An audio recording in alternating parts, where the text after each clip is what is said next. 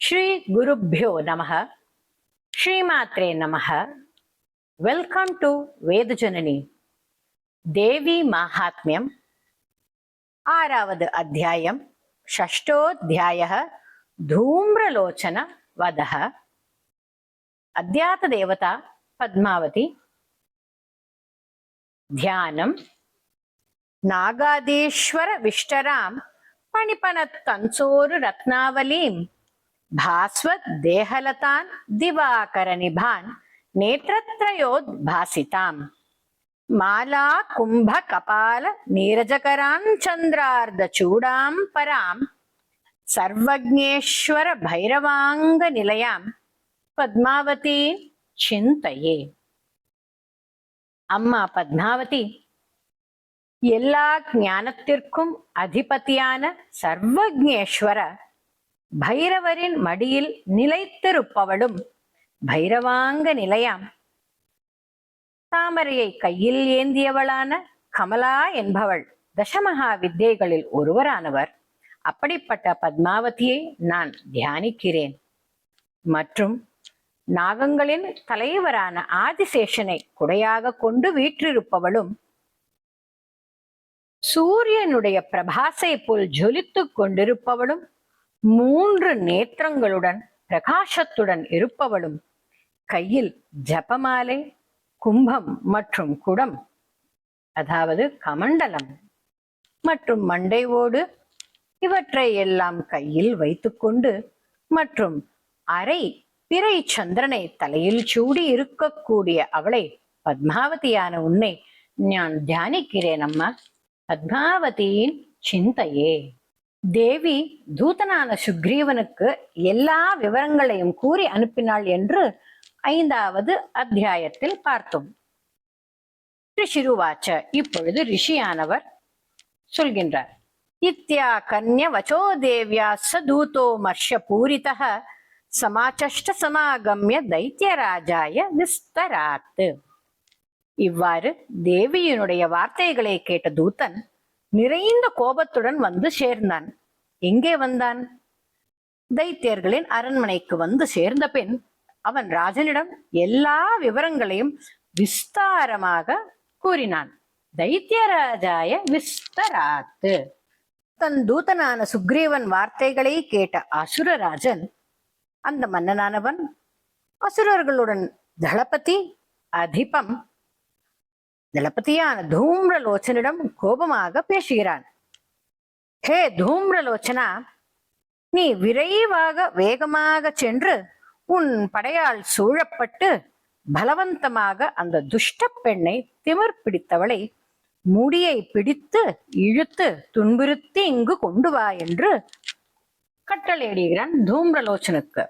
ஹே தூம்ரலோச்சனா சூத்வன் ஸ்வசைன்ய பரிவாரிதः தாமானய பலாத்துஷ்டாங்கேஷாகர்ஷண விஹ்வலாம். மேலும் கூறுகிறான், அப்படி யாராவது அவளுக்கு பாதுகாப்பு அளிக்க முன்வந்தால், முன் வந்து நின்றால், அது யாராக இருக்கட்டும், தேவர்களாகட்டும், கந்தர்வனாக இருந்தாலும் சரி, இல்லை யக்ஷனாகட்டும், யாராயிருந்தாலும் அவளை கொன்று போட்டு அவளை இங்கு கொண்டு வா என்று கட்டளையிடுகிறான். சஹந்தவ்யோ மரோவாப்பி யக்ஷோ கந்தர்வ ஏவவா. இவ்வாறாக தன் அரசனிடம் இருந்து ஆக்ஞை வந்ததும் தைத்தியனான தூம்ரலோச்சனன் 60,000 அசுரர்களால் சூழப்பட்டு உடனடியாக சென்றான். விருதஷ்டியா சஹசிராணாம் அசுராணாம் திருத்தை யயௌ. தன் படைகளுடன் சென்று கொண்டிருக்கும் போது பனிமலையில் இருக்கும் அந்த தேவியை பார்க்கிறான். துஹினாச்சல சம்சிதாம். பார்த்துவிட்டு மிகவும் சத்தமாக உரத்த குரலில் கூறுகிறான். சும்பன் மற்றும் நிசும்பன் முன்னிலையில் வா என்று கத்தினான். நீ இன்று என் எஜமானிடம், அதாவது என் தலைவனிடம் விருப்பப்பட்டு உன் இஷ்டத்துடன் வரவில்லை என்றால் நான் உன்னை வலுக்கட்டாயமாக உன் முடியை பிடித்து இழுத்து துன்புறுத்தி கூட்டிச் செல்வேன் என்று கட்டினான். ததோ பலான்னயாம் ஏஷ கேஷாகர்ஷண விஹ்வலாம். தேவ்ய உவாச்ச. தேவியானவள் தூம்ரலோச்சனுக்கு பதில் கூறுகிறாள். மிகவும் பலமுள்ளவளான தைத்தியர்களின் ஈஸ்வரனால் நீ அனுப்பப்பட்டு இருக்கிறாய். பலமுள்ள படைகளால் சூழப்பட்டும் இருக்கிறாய். நீயே என்னை பலத்தால் வலுக்கட்டாயமாக கூட்டிக் கொண்டு போகிறேன் என்று சொல்கிறாய். பிறகு நான் உன்னை என்ன செய்ய முடியும் என்று கேட்கிறாள். ரிஷிருவாச்ச, ரிஷியானவர் மேலும் கூறுகிறார். இப்படி தேவி சொன்னதுமே அசுரனான தூம்ரலோச்சனன் அவளை நோக்கி ஓடினான். அவள் அதை தொடர்ந்து என்ன செய்கிறாள்? அங்கிருந்தவாறே ஹூம் அப்படி என்கிற ஒரு சப்தத்தை எழுப்பி அவனை அங்கே பஸ்மமாக்கினாள். ஹூங்காரே நைவ தம் பஸ்ம சாச்சகாராம்பிகா ததஹ. பிறகு என்னவாயிற்று?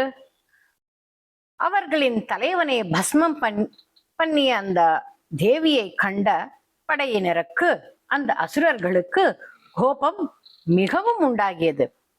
அதனால் அம்பிகையின் மேல் கூர்மையான அம்பு, ஈட்டி, கோடாலி எல்லாவற்றையும் மழை போல் பொழிந்தனர். ததக்ருத்தம் மகாசைன்யம் அசுராணான் ததாம்பிகா பவர்ஷ சாயகைஸ்தீக்ஷ்ணைஸ்ததா சக்தி பரஸ்வதைஹி. தேவியின் மேல் இவர்கள் மழை போல் ஆயுதங்களை போடுவதை பார்த்த அம்பாளோட வாகனமாகிய சிம்மம் மிகவும் கோபம் கொண்டு தன் மேனியை அசைத்து சிலிர்ப்பிக் கொண்டு பயங்கரமான பிரம்மாண்டமான ஒரு சப்தம் செய்கிறது. அப்படி ஒரு கர்ஜனை செய்தது. அப்படியே அந்த அசுர சேனைகள் மீது பாய்ந்து அவர்கள் மேல் விழுந்தது. பபாதாசுர சேனாயாம் சிம்ஹோ தேவ்யாஸ்வ வாகனஹ. அவர்கள் மேல் பாய்ந்து விழுந்த சிங்கம் வலிமைமிக்க அசுரர்களை கொன்றது.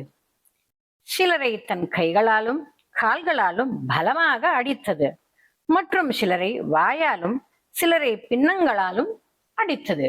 கான்ஷித் கரப்பிரஹாரேண தைத்தியானாசியேன சாபரான் ஆக்ரமிய சாதரே நான்யான் ச ஜகான மகாசுரான். மகா அசுரர்களை கொன்றது. அந்த சிம்ஹத்தின் நகமானது சிலரின் வயிற்று பகுதியில் விழுந்து கிழிந்தது. அத்துடன் உள்ளங்கையால் அடித்ததில் சிலரின் தலையை துண்டித்தது. ததா தல பிரகாரேன சிராம்சி கிருத்தவான் பிருத்தக்கு. அது மட்டுமல்லாது சிலரின் வயிற்றிலிருந்து ரத்தத்தை குடித்து தன் மேனியை சிலிர்த்து கொண்டு அசைத்தது. பபௌச்ச ருதிரங்கோஷ்டாத் அந்நேஷாம் துதகேசரஹ. ஒரே நொடியில் தேவியின் உயர்ந்த வாகனமான சிம்ஹத்தின் கோபத்தால், தன்னுடைய முழு பலத்தால் ஒரே நொடியில் அவர்களுடைய சேனையை மொத்தம் அழிவுக்கு கொண்டு வந்தது. க்ஷணேன தத் பலம் சர்வம் க்ஷயன்னீத்தம் மகாத்மனா தேன கேசரினா தேவ்யா வாகனேனாதி கோபினா.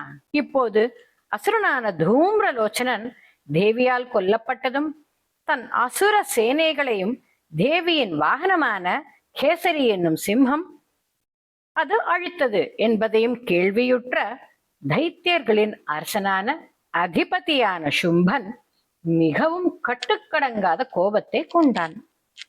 ஆனால் அவன் உதடுகளும் மட்டும் நடுக்கம் கொண்டன. உடனே சண்ட முண்டர்கள் இருவரையும் அந்த மகா அசுரர்களை கூப்பிட்டு ஆக்ஞையிட்டான். ஹே சண்டனே, ஹே முண்டனே, நீங்கள் இருவரும் மிகுந்த படைகளுடன் பரிவாரங்களால் சூழப்பட்டு அங்கே செல்லுங்கள். மற்றும் அங்கு அடைந்ததும் விரைவாக அவளை இங்கு அழைத்து வா என்று கட்டளையிட்டான். அது மட்டுமல்லாது மேலும் என்ன கூறுகிறான்? ஒன்று, அவளின் முடியை பிடித்து இழுத்து வாருங்கள் அல்லது கட்டி போடுங்கள். இல்லை, ஏதாகிலும் உங்களுக்கு சந்தேகம் இருந்தால் எல்லா அசுரர்களையும் எல்லா விதமான ஆயுதங்களையும் ஏந்தி கொண்டு பிரயோகித்து அவளை கூட்டி வாருங்கள் என்கிறான். ததா சேஷாயுதை சர்வைர் அசுரர் வினிஹன்யதாம். மேலும் கூறுகிறான், தீயவளான கொடூரத்தன்மை உடையவளான அப்பெண்ணின் சிம்ஹத்தை எப்படியேனும் வீழ்த்திவிட்டு அவளை பிணைத்து உயிருடன் பிடித்து கொண்டு விரைவில் இங்கு வந்து சேருங்கள் என்று சண்ட முண்டர்களிடம் கட்டளையிட்டான். तस्यान् हतायान् दुष्टायां सिंहे च विनिपातिते शीघ्रमागम्यतां बद्ध्वा गृहीत्वा ताम् अताம்பிகாம். இத்துடன் 6வது அத்தியாயம் முடிவடைந்தது. இது ஸ்ரீ மார்க்கண்டேய புராணே சாவர்ணிகே மன்வந்தரே தேவி மகாத்மிய ஷஷ்டோத்யாயः. I request you to subscribe to Veda Janani and hit a like and share with your family and friends.